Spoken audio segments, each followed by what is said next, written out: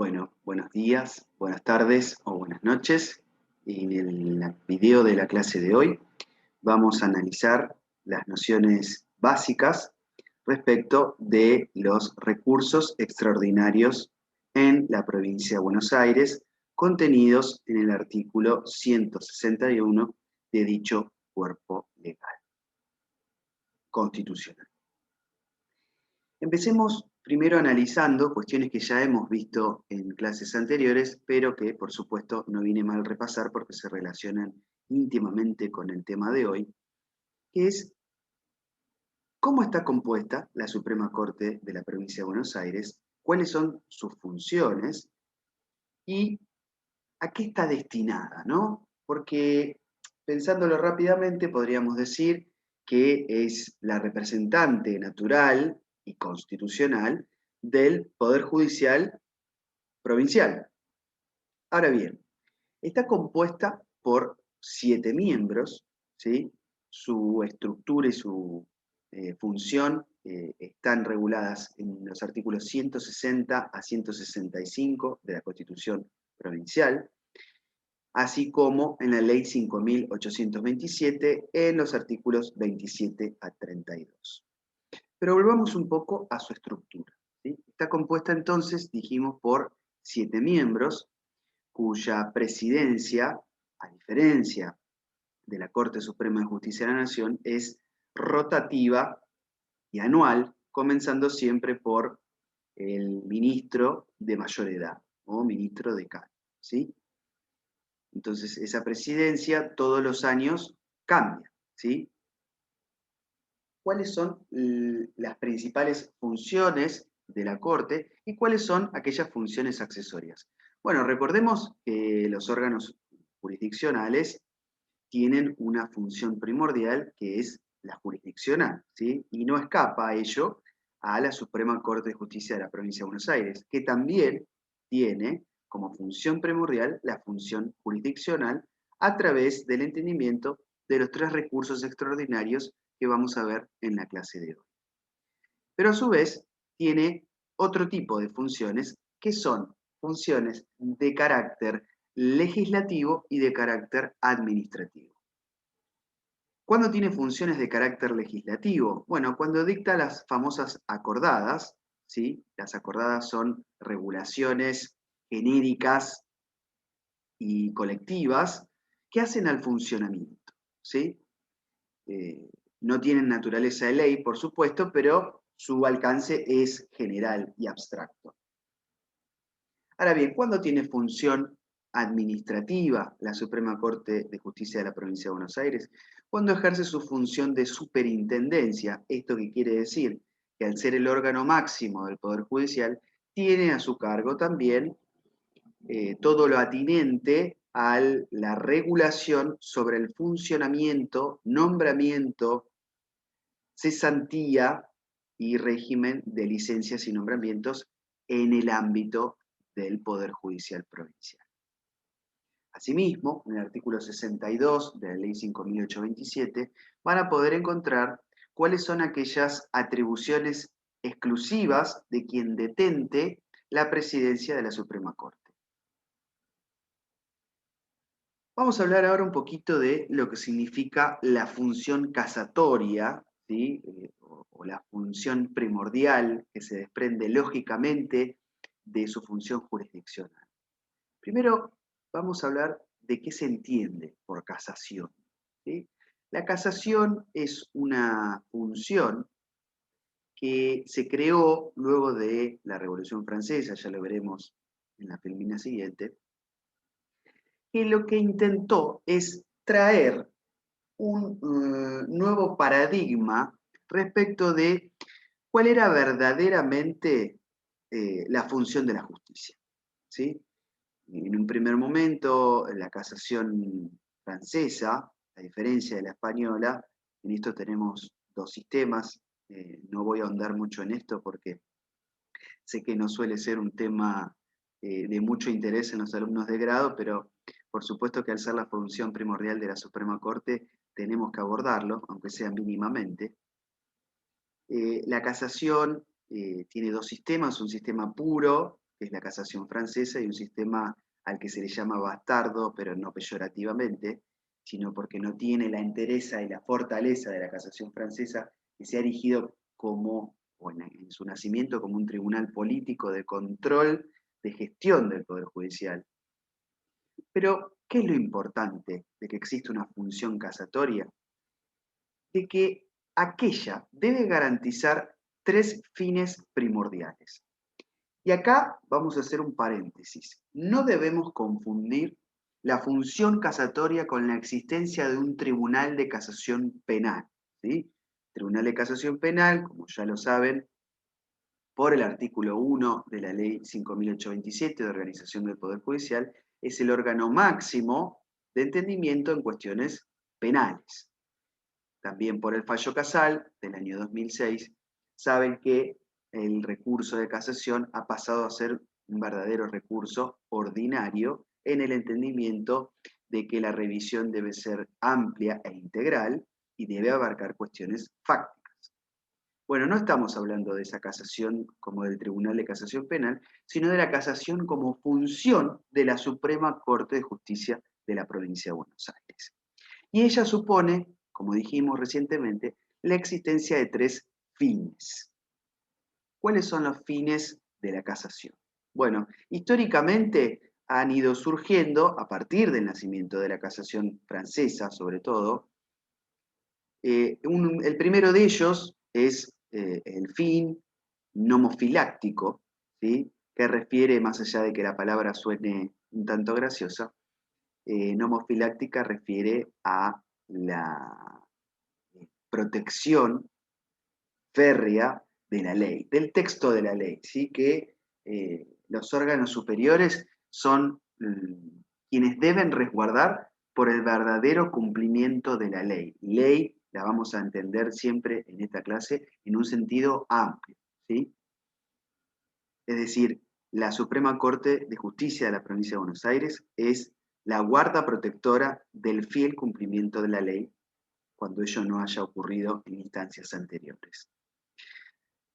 Luego surgió la finalidad uniformadora, que quiere decir que tiene como principal norte la seguridad jurídica para evitar que en los órganos inferiores se generen decisiones contradictorias que no brinden un verdadero escenario de una administración de justicia plena, ¿sí? Con esto del norte de la seguridad jurídica.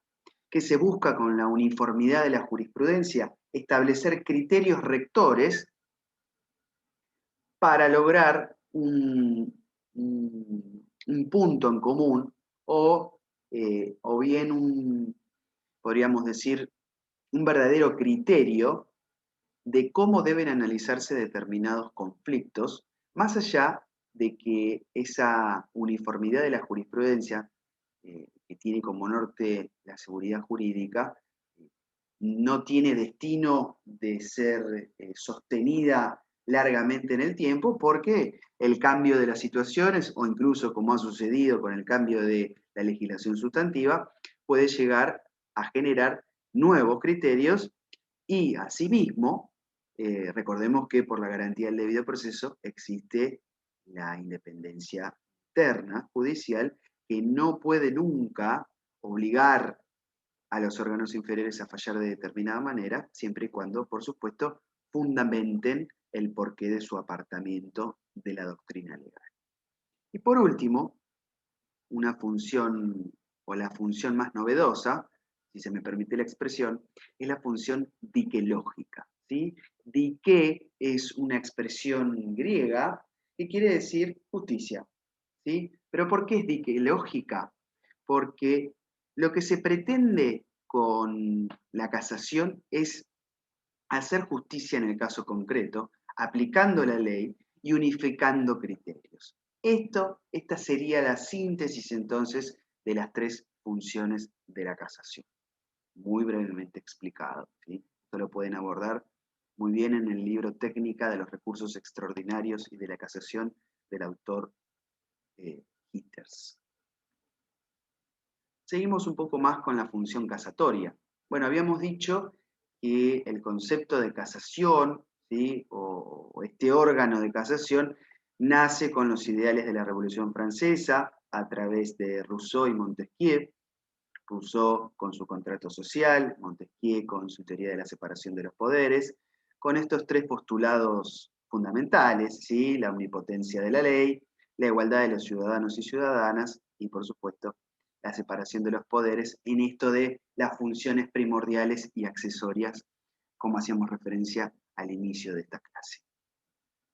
Esto es un poco sobre el porqué de la casación como función, ¿sí? Casar significa tomar para sí y tener el poder de revocar una decisión en base a criterios de justicia en el caso concreto, ¿sí? Y de excesivo apego al contenido de la ley. ¿Por qué hablamos de la existencia de recursos extraordinarios? Bueno, ya un poco de esto nos habíamos adentrado en nuestra clase sobre teoría general de la impugnación, donde dijimos que finalmente íbamos a hacer un tratamiento más extenso sobre los recursos extraordinarios provinciales. Bueno, aquí hemos llegado. Sí, pero, ¿qué quería decir esto? Que existían medios de impugnación, ¿sí? O remedios procesales. Luego teníamos la noción de recursos, ¿sí? Eh, que nos hacían adentrarnos en esa noción de que existían muchas instancias y que el recurso era tal cuando era resuelto por una instancia superior a quien había dictado la resolución atacada. Bueno, dentro de la clasificación de los recursos, encontramos que existían recursos ordinarios o extraordinarios. Ya hemos analizado al recurso ordinario por excelencia, que es el recurso de apelación, y hoy estamos entonces ante los recursos extraordinarios provinciales, ¿sí? Hoy no vamos a abordar el recurso extraordinario federal, que quedará para otra de nuestras clases.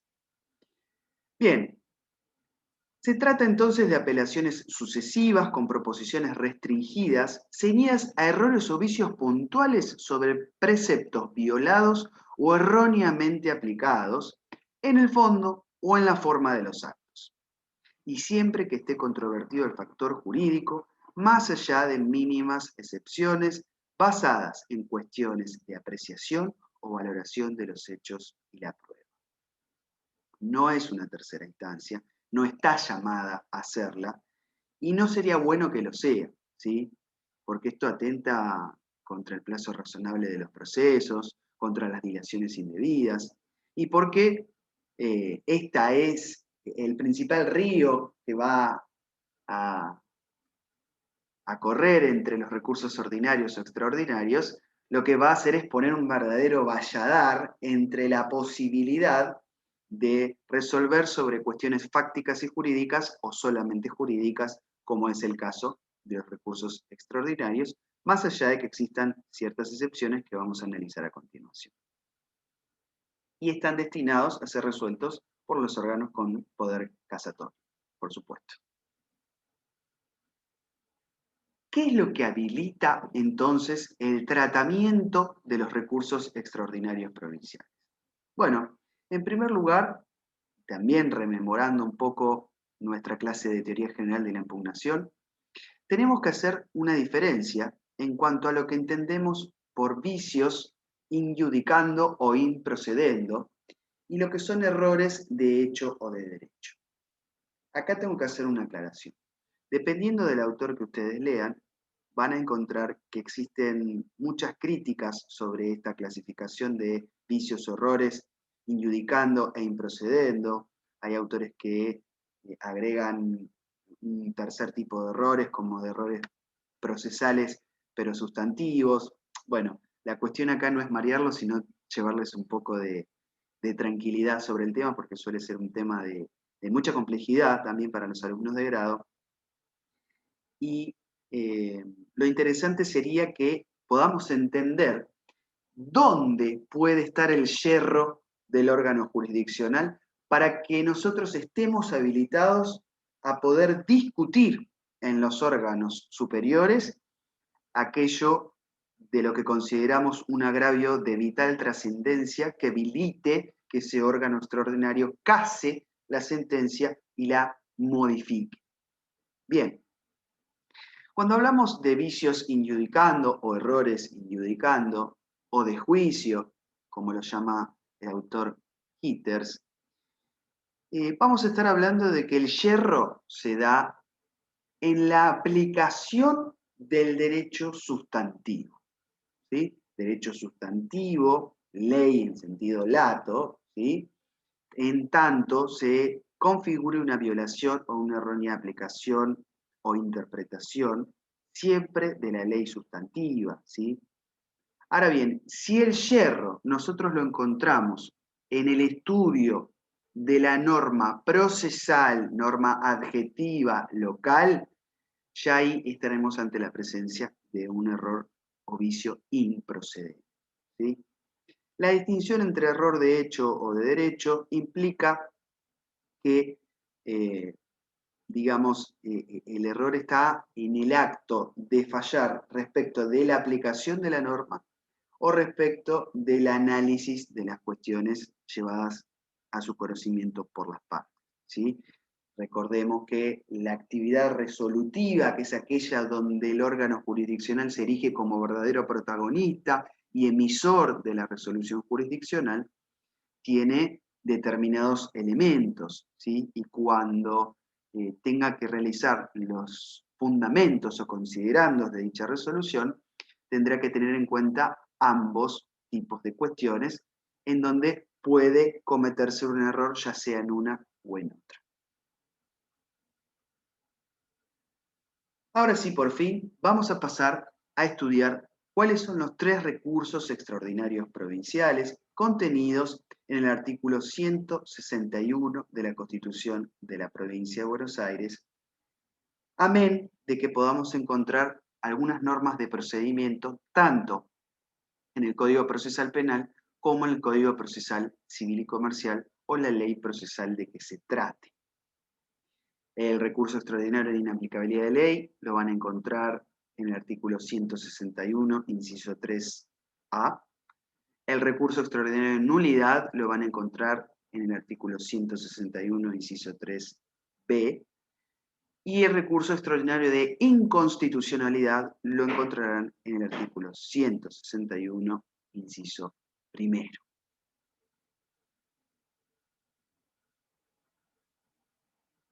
Los 3 tienen requisitos de admisibilidad comunes o requisitos comunes, y luego tendrán cada uno sus determinados requisitos de admisibilidad propios y por último requisitos de procedencia. Vamos primero entonces a estudiar los requisitos de admisibilidad comunes a los 3 recursos extraordinarios provinciales. En primer término, ¿cuál es el plazo que yo tengo como parte agraviada para presentar mi recurso? Bueno, 10 días desde notificada la resolución del órgano que dictó la sentencia definitiva que yo voy a atacar a través de alguno de estos 3 recursos, ¿sí?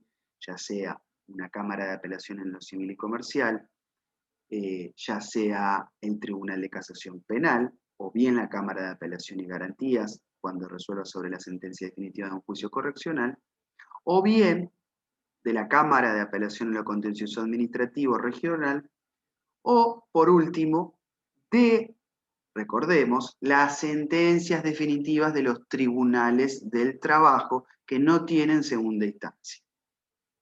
En todos esos casos, vamos a contar 10 días hábiles, por supuesto, desde la notificación de dicha resolución. ¿Para qué? Para presentar nuestro recurso extraordinario provincial.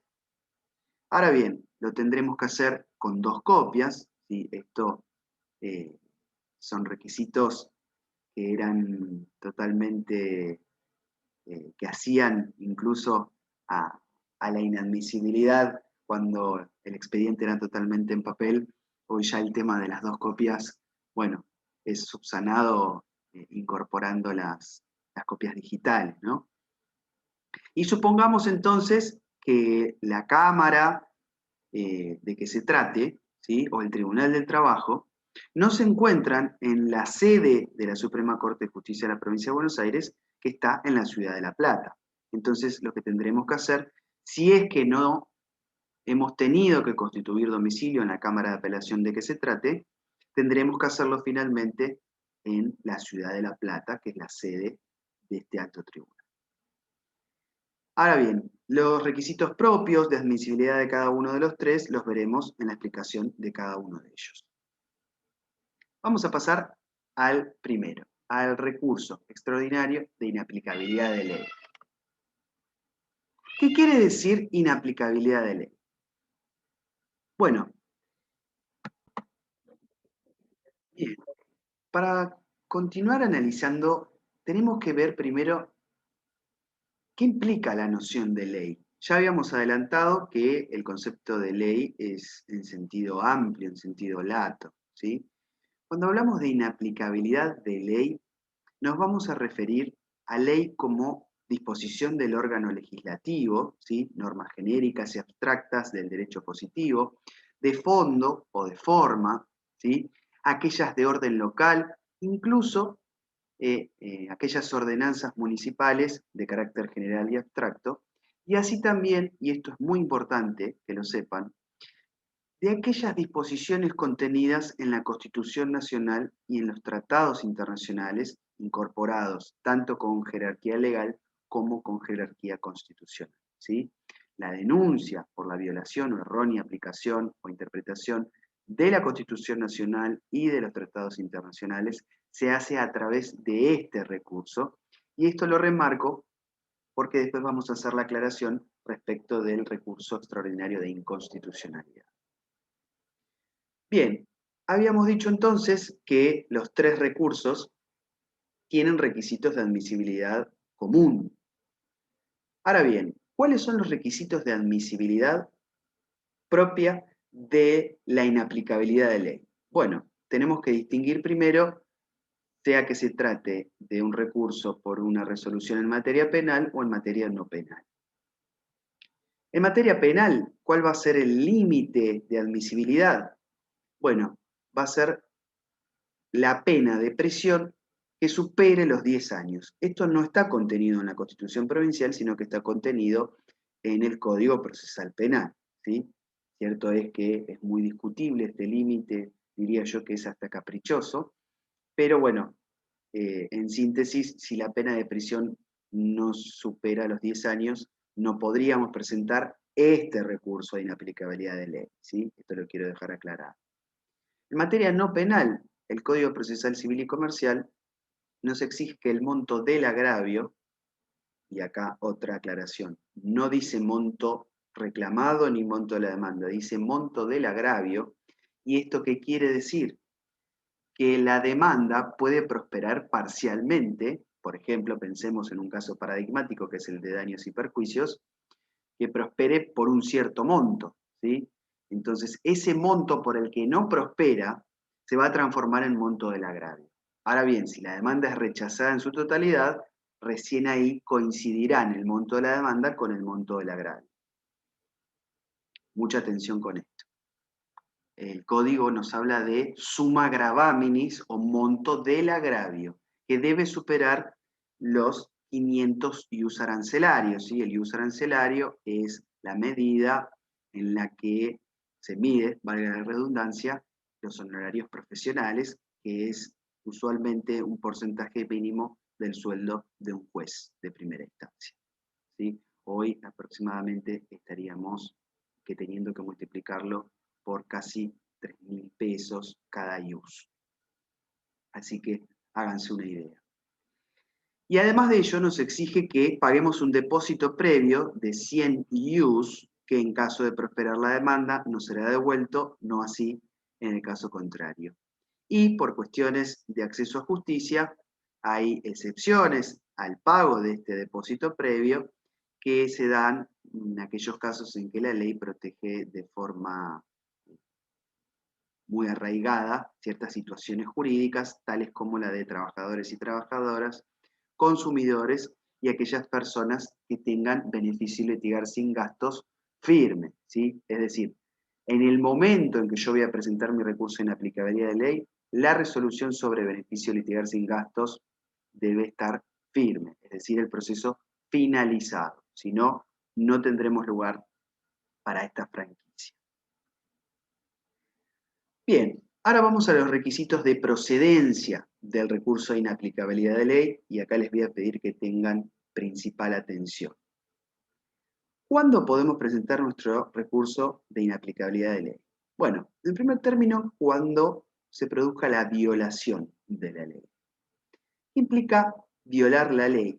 Bueno, apunta a la existencia de la norma, si se encuentra vigente, en qué espacio y tiempo, o si es aplicable al supuesto de hecho. ¿Sí? En su aspecto negativo implica el desconocimiento e inaplicación. Y en el positivo, si bien dicha ley es contemplada, finalmente es vulnerada. Bueno, vamos a dar un ejemplo para que esto se torne un poco más sencillo de entender. Si yo aplico una ley derogada o bien una ley vigente, pero no para el territorio en cuestión, estoy violando la ley. Pensemos en que un juez, en un caso muy hipotético, pudiera aplicar el Código Civil de Vélez a situaciones a las que claramente se le aplica el nuevo Código Civil y Comercial. Esto uno pensaría que es un ejemplo de absurdo, pero bueno, no, podría llegar a suceder. Y ahí estaría violando una ley, ¿sí? Utilizando una norma derogada. O bien podría querer aplicar una ley de la provincia de Formosa en el territorio de la provincia de Buenos Aires. Bueno, ya sabemos que esto sería también aplicar una ley vigente, pero que no se aplica en espacio y tiempo.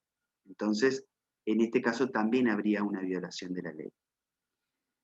Pero podemos tener una errónea aplicación de la ley, donde ya la norma se selecciona correctamente, Código Civil y Comercial, pero se extrae de ella una conclusión falsa, ¿sí? Es un defecto de subsunción, nos dice Hitters. ¿Qué quiere decir? Que al supuesto de hecho de la norma que es aplicable en espacio y tiempo, el juez le da una aplicación que no se condice con el supuesto de hecho traído a su conocimiento. Entonces ahí ya no estaría violando la ley, sino que la estaría aplicando erróneamente. Ahora, distinto es que la aplicación no sea errónea, sino que lo que sea erróneo sea la interpretación, ¿sí? Que a la letra de la ley se le da un sentido equivocado, derivándole consecuencias que no resultan de su contenido, ¿sí? Por ejemplo, podríamos pensar en que en la Ley de Defensa del Consumidor se da la regla de inversión de la carga probatoria, ¿sí? ¿Dónde reside la carga probatoria en los conflictos del consumidor? Bueno, en las empresas, ¿sí? Ellas tienen que demostrar que no violaron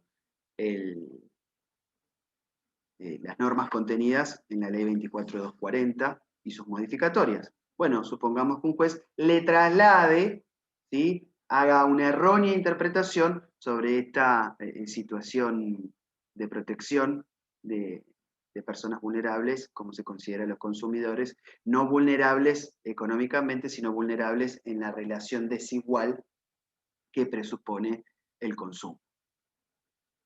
Ahora bien, estas tres hacen a la procedencia en cuanto a el yerro en la aplicación de la ley sustantiva, ¿sí?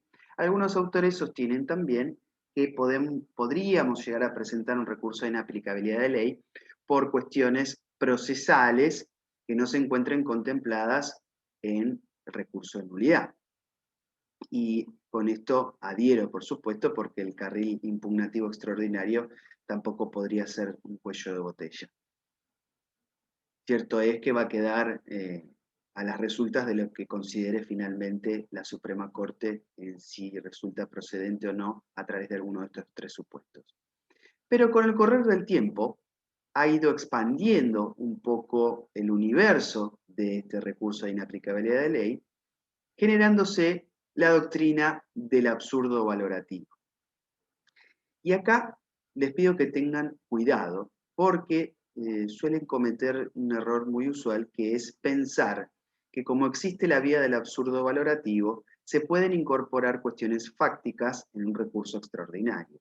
Y esto no es así, es una falacia porque, como explicamos recientemente, el recurso extraordinario, está llamado a resolver sobre cuestiones jurídicas y no fácticas.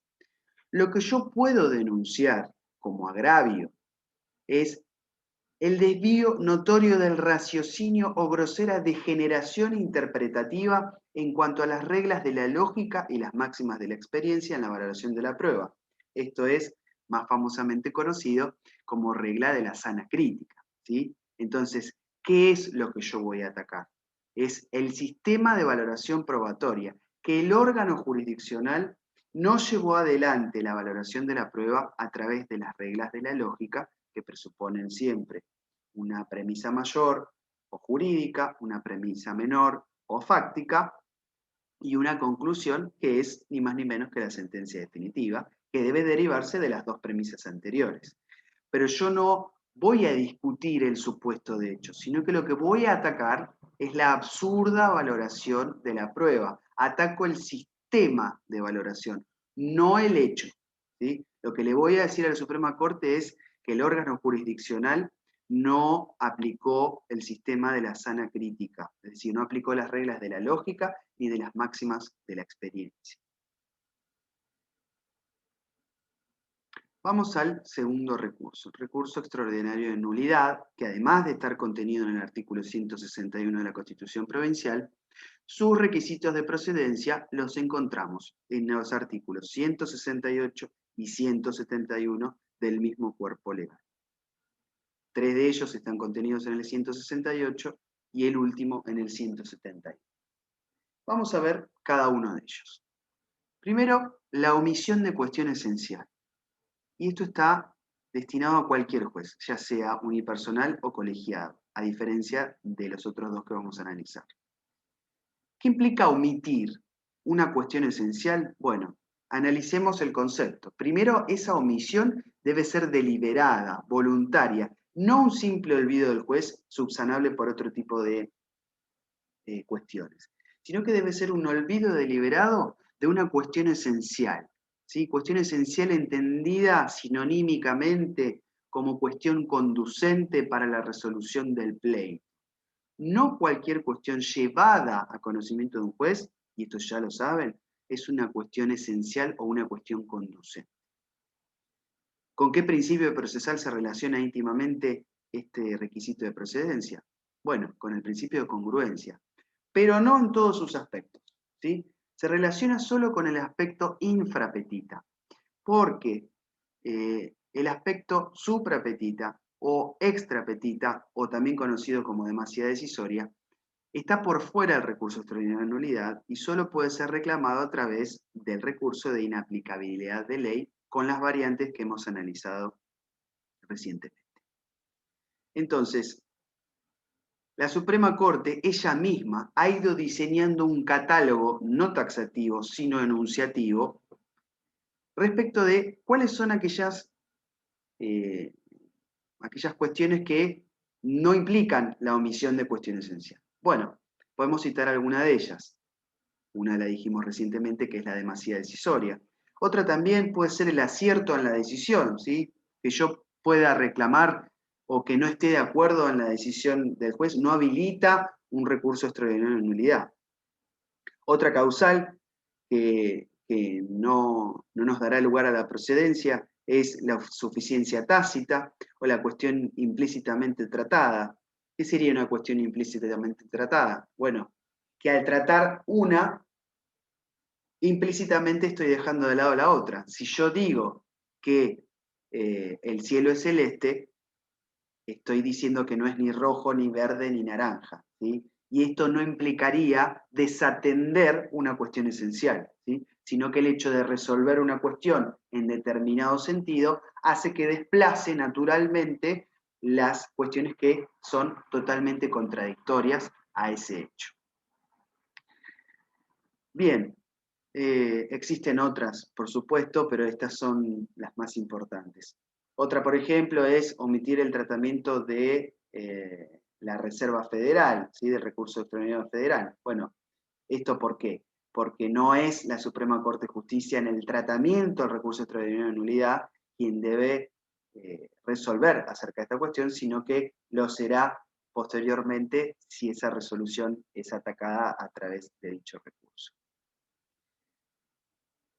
Las siguientes se relacionan íntimamente con los órganos colegiados, ¿sí? Con los tribunales, sobre todo, o mejor dicho, con aquellos órganos que estén compuestos por más de un juez. Porque lo que se exige constitucionalmente es que exista mayoría de fundamentos y voto individual. ¿Esto qué quiere decir? Que cuando haya más de un juez o jueza, todos ellos deben votar sobre todas las cuestiones sometidas a su decisión y la resolución tiene que ser o bien por unanimidad o por mayoría de fundamentos. Nueva aclaración. Fundamento y voto son cuestiones distintas, ¿sí? Una cosa es votar individualmente y otra es tener el mismo fundamento. Yo puedo votar en un idéntico sentido, pero también lo debo hacer por los mismos fundamentos, por los mismos considerandos, ¿sí? No es válido un fallo en el que se adhiere al voto del colega preopinante, pero no se lo hace por los mismos fundamentos. Y por último, la causal contenida en el artículo 171, que es muy difícil que se dé, pero podría suceder, de hecho existe como requisito de procedencia, es la falta o ausencia total de fundamento jurídico, ¿sí? ¿Por qué remarco la palabra total? Porque si hubiera fundamento jurídico, pero fuera errónea su aplicación o su interpretación, o se hubiera violado esa ley, entraríamos en el carril del recurso de inaplicabilidad de ley. Lo que supone la nulidad es la ausencia total de fundamento jurídico en la resolución judicial. Por ello les digo que es muy difícil que esto sea así, porque es casi imposible poder ver que un juez no utilice ningún fundamento jurídico en la toma de su decisión final. Uno podría pensar, bueno, ¿podría no existir una ley que se aplique a ese caso concreto? Sí, podría suceder, pero sabemos que cuando no existiera ley, podemos echar mano a otras herramientas, tales como los principios generales del derecho o la analogía. Lo cierto es que en algo se tiene que basar un juez para resolver. Así que no podría haber nunca falta de fundamentación jurídica porque es un requisito constitucional y legal. Por último, tenemos el tercer recurso, que es el recurso extraordinario de inconstitucionalidad. Y acá viene el porqué de la aclaración de inaplicabilidad de ley cuando hablábamos que denunciamos la transgresión de normas de la Constitución Nacional y de los tratados internacionales. ¿Por qué? Porque si tuviéramos que denunciar la transgresión de una norma contenida en la Constitución de la Provincia de Buenos Aires respecto de una ley, decreto, ordenanza o la norma de que se trate, vamos a utilizar el recurso extraordinario de inconstitucionalidad provincial, ¿sí? Es decir, solamente en aquellos casos en que esa ley, ordenanza, decreto o la norma de que se trate vaya en contra de la Constitución de la Provincia de Buenos Aires, podemos presentar nuestro recurso de inconstitucionalidad y siempre y cuando hayamos hecho la reserva del caso constitucional, atención, no la confundan con la reserva del caso federal. ¿Por qué? Porque es un requisito de admisibilidad, no de procedencia. La procedencia es la violación de la norma constitucional provincial, la admisibilidad es haber hecho la reserva del caso constitucional en el momento oportuno. ¿Cuál es el momento oportuno? Cuando la parte agraviada toma conocimiento de la aplicación de esa ley o bien en el momento en que se resuelve utilizando esa norma que la transgrede. Atención con esto, porque podríamos llegar a perder nuestro recurso extraordinario por no hacer la reserva del caso constitucional a tiempo y nos opere la preclusión. Algo muy interesante que se relaciona íntimamente con los recursos extraordinarios provinciales es aquello del instituto del certiorari o, mejor entendido como potestad discrecional de los órganos extraordinarios de poder desechar in limine o bien acoger de manera rápida, expedita, un recurso extraordinario. Esto sabemos que a nivel federal no existe el certiorari positivo, que sí existe en la provincia de Buenos Aires.